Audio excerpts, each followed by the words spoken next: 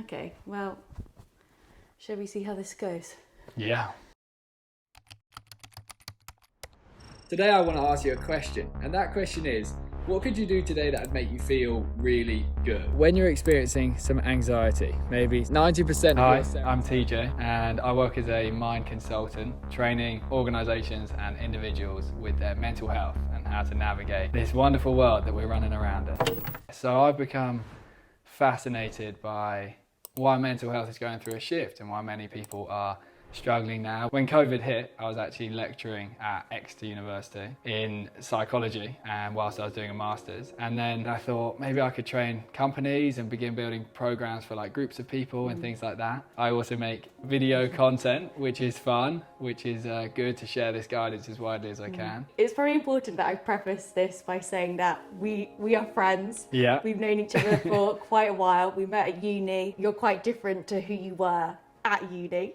In a very good way, in a positive way. Yep, I'll take that it sounds as a like a compliment. negative thing, doesn't it? But what was the journey that you went on to get to where you are today and into the career that you're doing? I was definitely partying pretty hard during my time at university. I loved the social scene. I loved all those kind of things. And what was very interesting is I actually went to a mindfulness module in my third year of university. I had no idea what mindfulness was. I, if I'm honest, chose the module because I thought it looked pretty chilled out. A lot of the stuff I was studying was pretty complicated, and I saw like that you got to sit and chill and do meditations and stuff. I thought it sounded quite nice. And I went to this module, and at first I actually found it insanely difficult. I suddenly started sitting in the choir and realised that I never ever spent any time in the choir. I'd always kind of wake up and have music on or the TV or like an iPad on playing something, and I'd either be kind of consuming information, listening to something, or talking to someone. And for the first time I was sitting in this module spending a bit of time in the choir, and I found it quite uncomfortable, just like a lot of voices in my head chatting away to me, and I was like,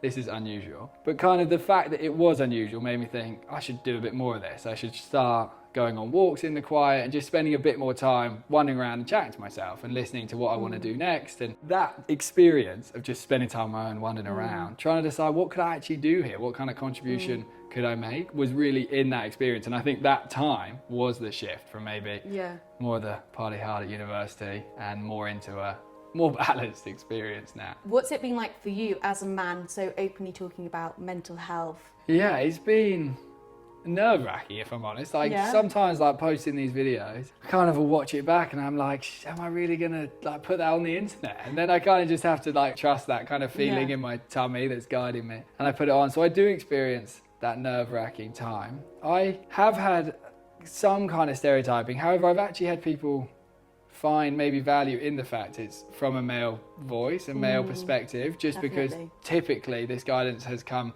from women, and women are also wonderful at this guidance, but I think it just adds maybe a different flavour to the conversation. Do you feel that there is a pressure on you to be this role model and to live up to being like a mental health advocate? Yeah, I do feel that at times. I think sometimes when I have a tough time in my head, like I'll feel low about something, or overthink something, or something will just be worrying me. I kind of think, well, I'm kind of supposed to be giving out all this guidance, and now I can't find a solution to my own challenge I'm experiencing. So I do sometimes feel that pressure as to like, I've got to have answers to all of this stuff, and I definitely do not have answers to all of this stuff. I'm building a framework of good ideas that can help.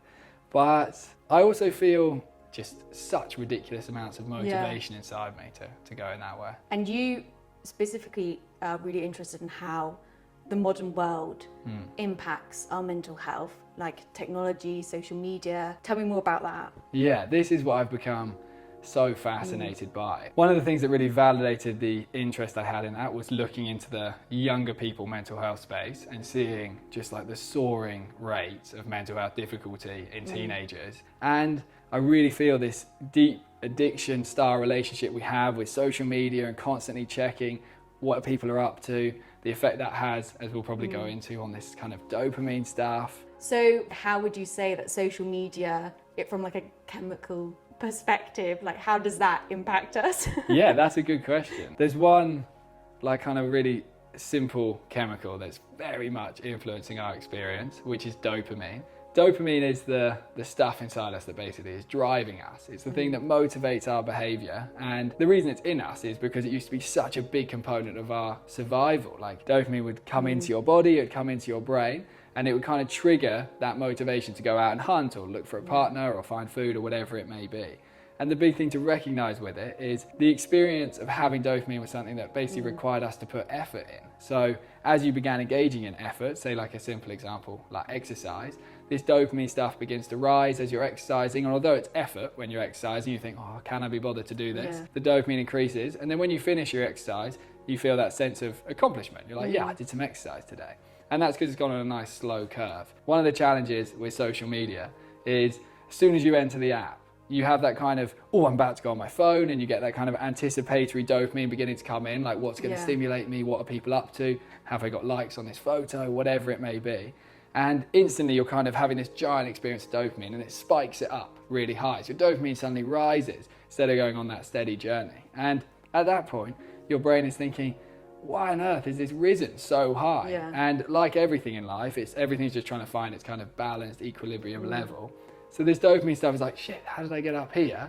I'm going to have to drop it down below baseline so that it kind of can recover. And this constant, let's kind of do a bit of work, check LinkedIn, check my social media, check Instagram, scroll TikTok, means this dopamine stuff is going like this now. And that's why loads of us feel kind of those periods of no interest in our life, no drive, just like not feeling as good in our head because this stuff is lowering down to try and recover. That's what I think is so interesting about this, is that social media and tech is sort of like a necessary evil. And it's you know, such I amazing use it stuff. for work, you use it for work.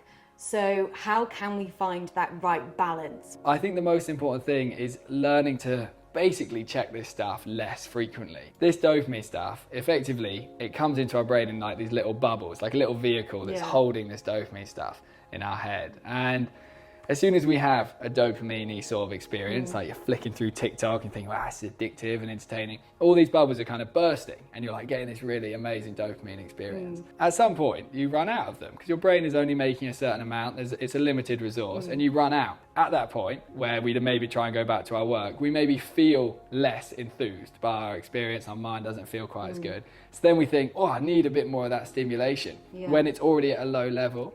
And we basically then start scraping the barrel of all of this stuff so that we really clear out all of the dopamine that's in our brain, which leaves us feeling proper low when we're in those lower sort of mental health headspaces.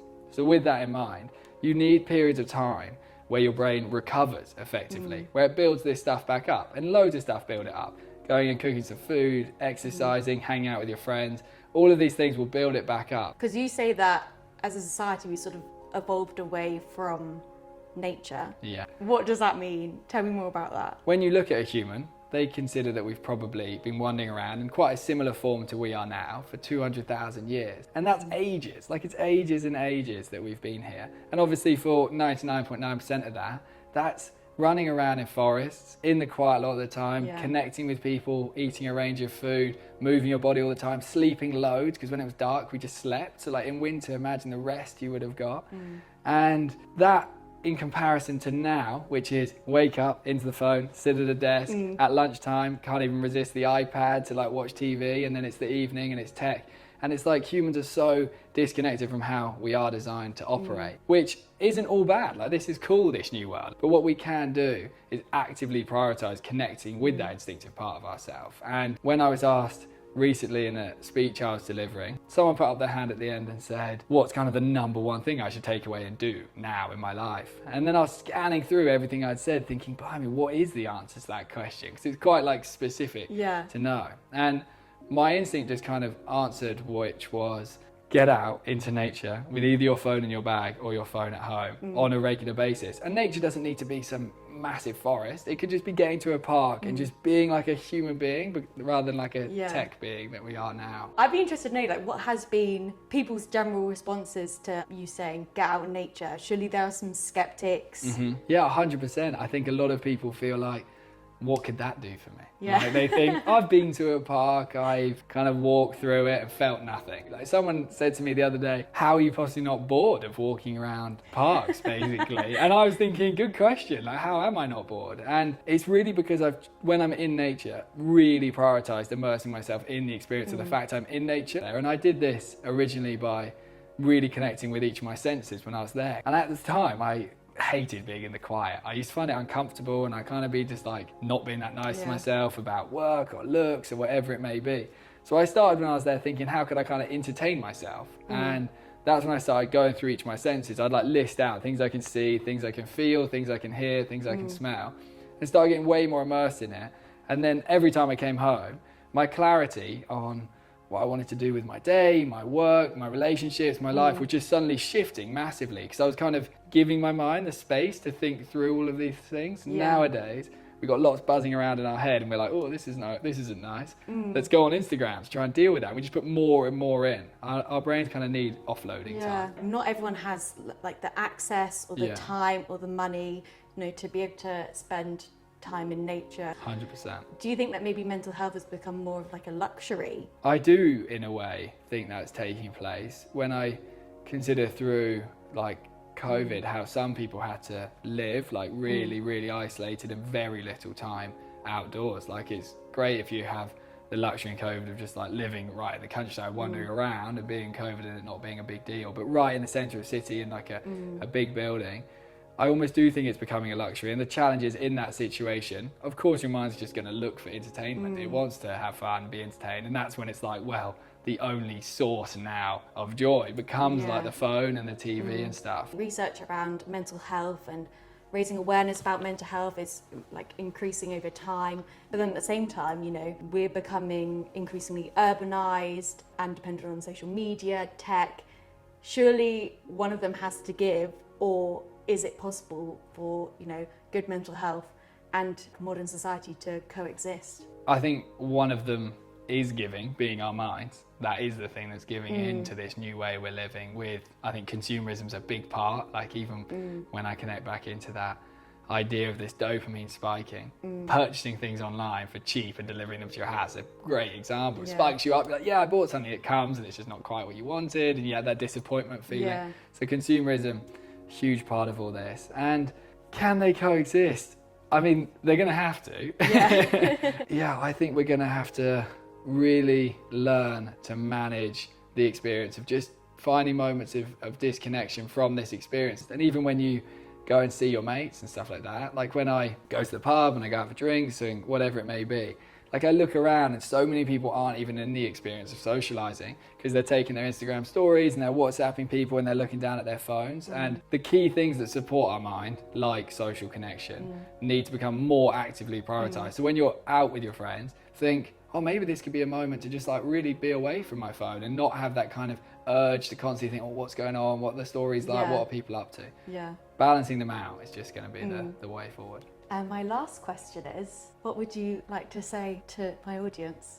Our audience. These are my audience. Our audience, whichever. I would like to say thank you for sitting and watching this video. It takes time, it takes a bit of effort. Even if you have sat and watched this video, in the experience of that education, you've actually earned some dopamine, some accomplishment, rather than the quick hits that we're constantly getting on Instagram. And I would really just guide you to start actively considering your relationship with your phone. And when you're with your friends, when you're with your family, when you're exercising, maybe whilst you're working, try and find moments where the phone is just fully out of your life, and observe the shift in how you feel, because you may find that phone is causing a lot more challenges in your head than you realize. Amazing.